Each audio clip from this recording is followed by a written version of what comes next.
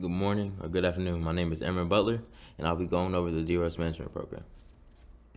Today, I'll be going over what a DEROS is, the DEROS forecast window, an example of a DEROS option rip, CAPE, OTEP, a DEROS reinstatement, and a DEROS curtailment and involuntary DEROS extension. And at the end, any questions that you guys might have for us. On the slides in front of you, these are some of the references that we use and that you can use to help benefit your knowledge of CAPE, or total force assignments, which is AFI 36-2110. So let's get into a member's DEROS. DEROS stands for Day Eligible to Return from Overseas. Once a member has arrived to their overseas duty location, their DEROS will be updated to their RNLTD month. However, if the member is a non-prior or coming straight from technical training, their DEROS will be their DAS, which is Date Arrived Station. The DEROS is the month when a member is authorized to depart their duty station. So no matter the day, if your DEROS is, let's say, April 3rd, 2023, that doesn't mean your DEROS is that, that day. It's that whole month. Let's talk about a DEROS forecast window. A member will receive their DEROS option rip when they are within their DEROS forecast window. A member is within their window when they are within 10 months of their DEROS. The email is sent to all members within the first week of the month and is suspended on the 25th of the month. When it has been received, the member will then select if they want to extend or maintain their current DEROS. Additionally, all members must ensure to have the proper retainability or their DEROS will automatically flip to their DOS. On the screen shown in front of you, this is an example of a DEROS option rip. The members must fill out all highlighted sections and must initial each portion. Other than maintaining their DEROS, the member supervisor and commander must sign off on the rip. So let's get into the most beloved program in Korea, CAPE. CAPE stands for Korea Assignment Incentive Pay. CAPE is the incentive program in which airmen can voluntarily extend for 12 or 24 additional months for unaccompanied members, or 36 if the members are accompanied or approved for CSP. How can you apply for CAPE? Airmen have 3 different time frames in which they can elect CAPE. The first option will be prior to arrival and it is annotated in their PCS orders. Also, if the member is not receiving their CAPE, our office must have the CAPE agreement too and the PCS orders to route it up to AFPC.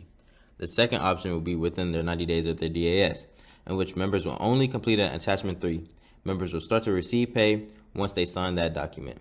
The third option will be during the forecast window or outside their window. Members must provide the RIP or ETP along with attachment 4. Members will not receive pay until they have entered their tour. Also, if a member is applying after their window, they can only elect CAPE an additional 24 or 36 months on top of their original tour. These are all 3 CAPE agreements that members must fill out.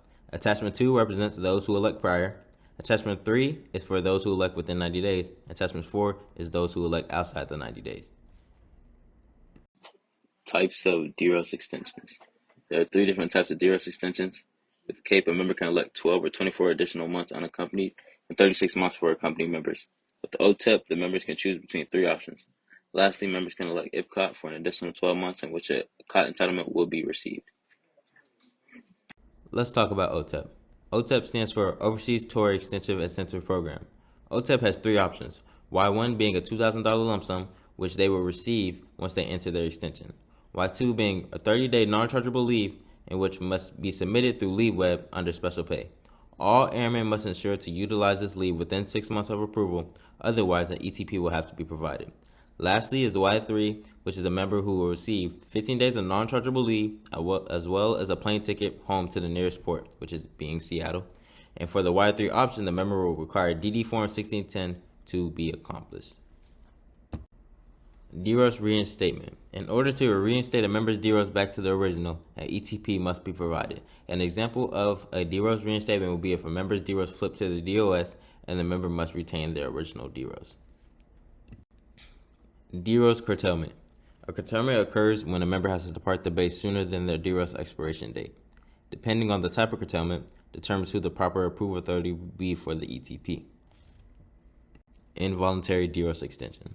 Involuntary DEROS extension occurs when a member is coded and must remain on station longer than their original DEROS. The involuntary DEROS extension request comes directly from JA and are signed off by the Wing Installation Commander.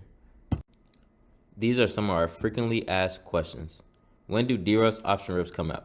The first week of the month. How long does it take APC to respond to a request? APC has up to 3 weeks to respond. Who is the approving official for a DEROS curtailment ETP? Depending on the situation and timeline will determine who signs this ETP. A5 36-2110, Table 6.8 is used to determine who will be the proper approval authority. When does someone's DEROS automatically flip?